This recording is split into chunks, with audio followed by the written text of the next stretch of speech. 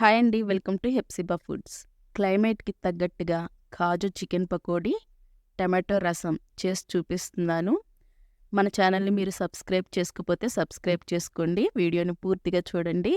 ముందుగా కాజు చికెన్ పకోడీ తయారు చేసుకోవటానికి కేజీ చికెన్‌ని తీసుకొని 30 నిమిషాలు ఉప్పు నీళ్ళలో నానపెట్టుకొని బాగా కడిగి తీసుకోవాలి. ఇప్పుడు ఒక మిక్సీ జార్ తీసుకొని ఒక 5, 6 పచ్చిమిర్చి వేసుకొని 2 స్పూన్లు ధనియాలు, అలాగే పావు స్పూను జీలకర్ర వేసుకొని, అల్లం వెల్లుల్లి పేస్ట్‌ని ఒక స్పూన్ వేసుకోండి. అలాగే టేస్ట్‌కి తగ్గట్టుగా 1.5 స్పూను సాల్ట్ వేసుకోండి. 3 స్పూన్లు కారం వేసుకోండి. కారం వేసుకొని ఇప్పుడు నీళ్లు పోయకుండానే గ్రైండ్ చేసుకోవాలి. చికెన్ కడిగిన తర్వాత చికెన్‌లో నీరేమీ లేకుండా తీసుకోవాలి. పావు స్పూను పసుపు వేసుకోండి. గ్రైండ్ చేసుకున్న మసాలాని వేసుకోవాలి. ఇప్పుడు గరం మసాలా ఒక స్పూను, అలాగే చికెన్ మసాలాని కూడా ఒక టేబుల్ స్పూన్ వేసుకోండి. ఈ మసాలాలన్నీ ఈ చికెన్ ముక్కలకి బాగా పట్టేలాగా కలుపుకోవాలి. బాగా కలిపిన తర్వాత ఒక గుప్పెడు సన్నగా తరిగిన కొత్తిమీరని వేసుకోండి. అలాగే ఒక 2 రెమ్మల కరివేపాకుని తుంచి వేసుకోండి. కార్న్ ఫ్లోర్ 3 స్పూన్లు వేసుకోండి. అలాగే బియ్యపు పిండిని 3 స్పూన్లు వేసుకోండి. ఇప్పుడు ఒక అరచెక్క నిమ్మరసం పిండుకోవాలి.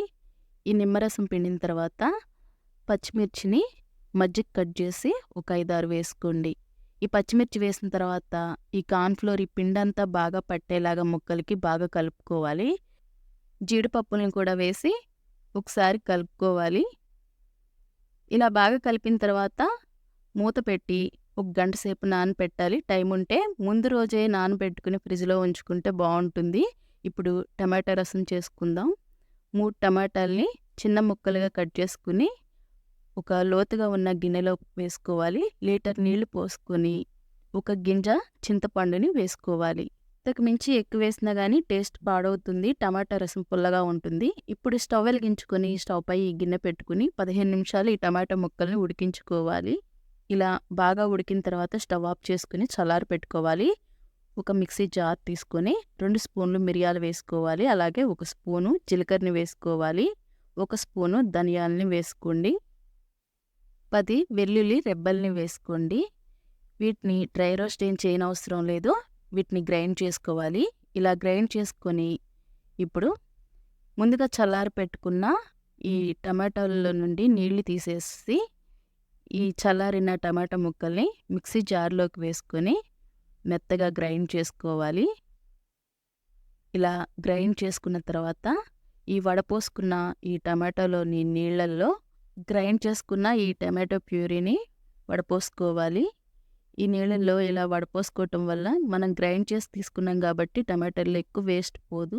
స్టవ్ వెలిగించుకొని ఒక కుండ పెట్టుకొని ఒక స్పూను ఆయిల్ వేసుకోండి. ఆయిల్ వేడయిన తర్వాత ఒక స్పూను ఆవాలు వేసుకోవాలి. అర స్పూను జీలకర్రని వేసుకొని 2, 3 ఎండుమిర్చిని తుంచి వేసుకోండి. అలాగే ఒక 2 పచ్చిమిర్చిని మధ్యకి కట్ చేసి వేసుకోండి. ఒక రెమ్మ కరివేపాకును వేసి మీడియం ఫ్లేమ్లోనే ఆవాలు చిటపటమని వేగాలి. వేగిన తర్వాత గ్రైండ్ చేసుకున్న మసాలాని వేసుకోవాలి. ఇప్పుడు పావు స్పూన్ పసుపు వేసుకోండి.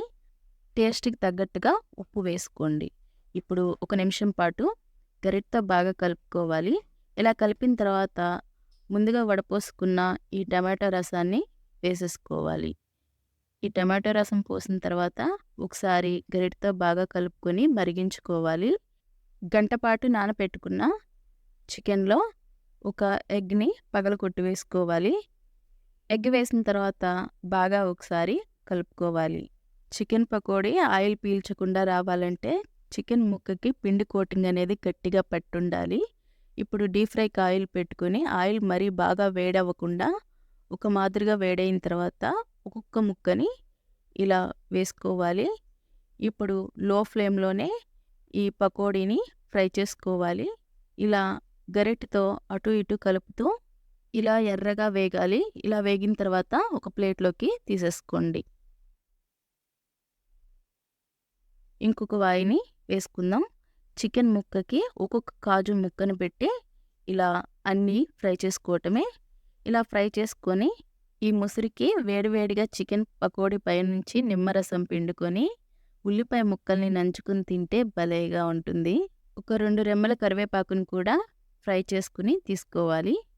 ఆయిల్ పీల్చకుండా చికెన్ పకోడీ రెడీ. స్నాక్‌గా చాలా బావుంటుంది. సైడ్ డిష్‌గాను బావుంటుంది.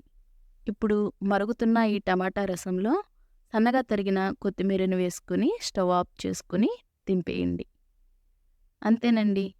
టమాటా రసంలో లైట్ పులుపు, అలానే మిరియాల ఘాటు వాతావరణానికి బాగా సెట్ అవుతుంది. ఇలా చేసి పెట్టారంటే పిల్లలైనా ఎవ్వరైనా బాగా ఇష్టపడతారు. చికెన్‌లో కాజు కలిపి ఇలా పకోడీ వేస్తే టేస్ట్ చాలా బావుంది. పైన క్రిస్పీగా, ముక్క లోపల జ్యూసీగా చాలా బావుంది.